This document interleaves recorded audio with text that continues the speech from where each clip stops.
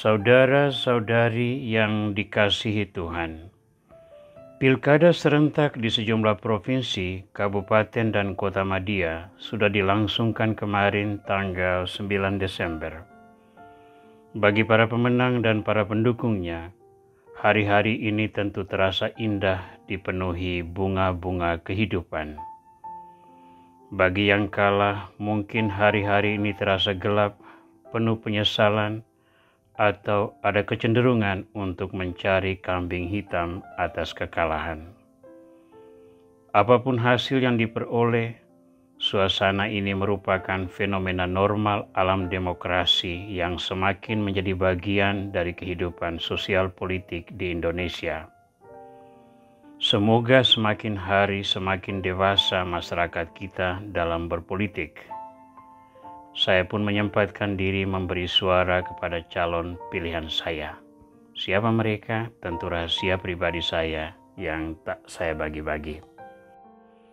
Mengambil ilustrasi dari pilkada ini, saya melihat ada yang unik. Karena pandemi corona, tak ada kampanye terbuka dengan pengerahan massa yang besar. Walaupun kemeriahan fisik tidak nampak, kemeriahan virtual sangat terasa. Pesan-pesan politik berseliweran, baik yang positif maupun yang negatif, baik yang mendukung pasangan tertentu maupun yang mencerca pasangan lain. Bagi yang tidak memakai logika, pesan-pesan itu akan mudah memberi pengaruh. Tetapi saya juga melihat ada sikap kritis yang semakin bertumbuh. Banyak orang yang juga melihat aliran informasi itu tidak lebih daripada bunga-bunga demokrasi. Yang mereka cari adalah pernyataan-pernyataan resmi pasangan-pasangan calon, terutama yang berkaitan dengan visi misi, memperhatikan dengan teliti debat-debat politik yang disiarkan melalui televisi atau live streaming di internet, dan sebagainya. Dari tampilan ini, orang membuat penilaian lalu menentukan sikap politik yang sesuai dengan hati nuraninya. Ketika orang menyampaikan pesan dengan benar dan orang menerima dan memahami pesan dengan benar, yang terjadi ialah orang menemukan kesamaan visi dan misi, sehingga ia merasa pihak ini layak didukung walaupun tidak dikenal secara personal, karena ia merasa menemukan harapan di dalam pasangan tersebut.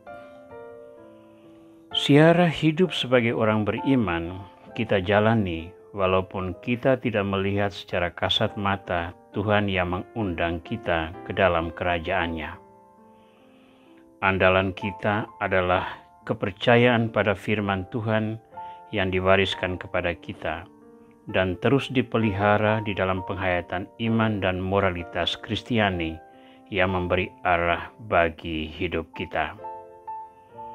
Sepanjang sejarah gereja telah tampil banyak pemikir yang menggunakan keahlian intelektual, kebijaksanaan kultural, dan berbagai kapasitas manusiawi lain untuk membahasakan secara baru firman ilahi di dalam konteks manusia, sehingga mereka sanggup memahami firman itu dan menanggapinya dengan benar.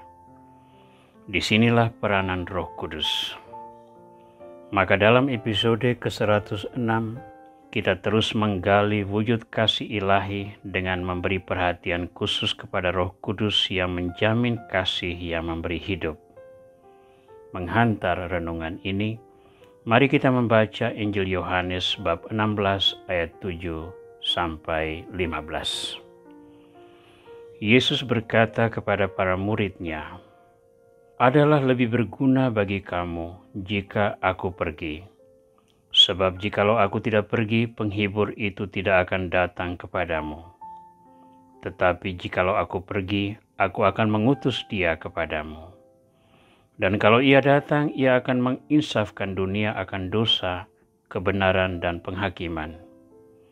Akan dosa karena mereka tetap tidak percaya kepadaku. Akan kebenaran karena aku pergi kepada Bapa dan kamu tidak melihat aku lagi. Akan penghakiman karena penguasa dunia ini telah dihukum.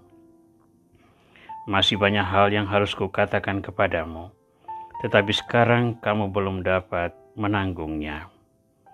Tetapi apabila Ia datang, yaitu Roh kebenaran, Ia akan memimpin kamu ke dalam seluruh kebenaran, sebab Ia tidak akan berkata-kata dari dirinya sendiri, tetapi segala sesuatu yang didengarnya, itulah yang akan dikatakannya. Dan Ia akan memberitakan kepadamu hal-hal yang akan datang. Ia akan memuliakan aku, sebab Ia akan memberitakan kepadamu apa yang diterimanya daripadaku. Segala sesuatu yang Bapa punya adalah aku punya, sebab itu aku berkata, Ia akan memberitakan kepadamu apa yang diterimanya daripadaku. Saudara, misteri inkarnasi, yakni firman menjadi manusia, telah membawa pribadi ilahi yang tidak terbatas oleh ruang dan waktu untuk masuk ke dalam keterbatasan ruang dan waktu. Walaupun maha kuasa dan bertindak benar dalam kata dan perbuatan, sebagai manusia hidup Yesus itu tergolong singkat. Ia hidup tersembunyi selama 30 tahun dan berkarya selama 3 tahun sebelum menemui ajalnya di salib Golgota. Selama 3 tahun ia menempa para murid pilihannya untuk menjadi pelanjut karyanya. Namun ia tahu persis keterbatasan mereka. Maka ia menjanjikan penghibur yang menolong mereka. Itulah Roh Kudus. Kedatangan Roh Kudus telah menggelorakan semangat para murid yang sederhana itu untuk melakukan karya-karya besar yang mengubah arah hidup banyak bangsa. Itulah buah-buah iman yang masih kita nikmati hingga hari ini. Karya-karya Roh Kudus yang menjamin hidup iman ini tak perlu dijabarkan satu persatu. Bukalah kitab Kisah Para Rasul atau surat-surat pastoral lainnya, dan kita akan menemukan banyak ilustrasi karya Roh Kudus. Yang menarik, Roh Kudus ini tidak mempunyai wujud yang pasti. Ketika Yesus dibaptis, ia tampil dalam rupa merpati. Pada hari Pentakosta, ia tampil sebagai lidah api. Pada saat lain, ia tampil sebagai embusan angin dan sebagainya. Saya melihat ketiadaan bentuk itu sebagai satu pesan, bahwa inspirasi roh itu tidak dibatasi oleh apapun. Ia berhembus kemana ia mau dan hinggap di hati yang ia pilih. Maka saya dan Anda sama-sama berpeluang menjadi pilihan Roh Kudus untuk mewartakan kasih yang memberi hidup. Pada titik ini, peranan kita sebagai pendoa ditantang untuk menjadi pembawa warta Roh Kudus. Pertama, karya Roh itu ada dan nyata. Roh itu memimpin kita menuju kebenaran, dan kebenaran sejati terletak di dalam pewartaan Kristus, terutama salib dan kebangkitan. Oleh salib dan kebangkitan kita memperoleh hidup baru, dan kehidupan baru ini perlu dipelihara di bawah bimbingan Roh Kudus. Kedua, Roh berhembus kemana ia mau dan memilih siapa yang ia kehendaki untuk membawa pesan keselamatan. Tak ada seorang pun yang bisa mengklaim bahwa hanya dia atau orang tertentu yang membawa pesan Roh yang benar. Karena itu, hargailah karya Roh di dalam diri siapapun atau dalam peristiwa apapun. Ketiga, siapkan hati untuk menjadi medium pewartaan kasih yang memberi hidup oleh Roh. Gunakan bakat, kemampuan, dan fasilitas yang kita miliki untuk memberi pesan kasih. Kendalikanlah lidah agar tidak menyakiti sesama. Kendalikan jari-jari tangan agar tidak mengirim pesan iblis di media sosial. Kendalikan mata agar tidak menikmati hal-hal yang tak patut, dan seterusnya. Dengan itu, kita telah menjadi perpanjangan tangan Roh yang membawa pesan kasih yang memberi hidup. Tuhan Yesus Kristus, utuslah Roh Kudus kepada kami dalam setiap detik kehidupan kami. agar apa yang kami indrai, kami pahami, kami ucapkan dan kami lakukan selalu sejalan dengan kehendak-Mu.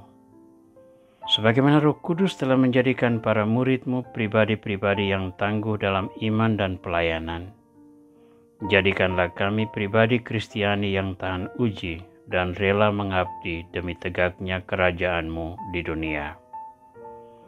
Lembutkanlah hati kami, lunakkanlah kata-kata kami, dan kendalikanlah perbuatan kami, agar apapun yang kami ucapkan dan lakukan membawa sesama kami untuk lebih mencari Engkau. Jadikanlah hidup kami pujian bagi keagungan nama-Mu, kini dan sepanjang masa. Amin.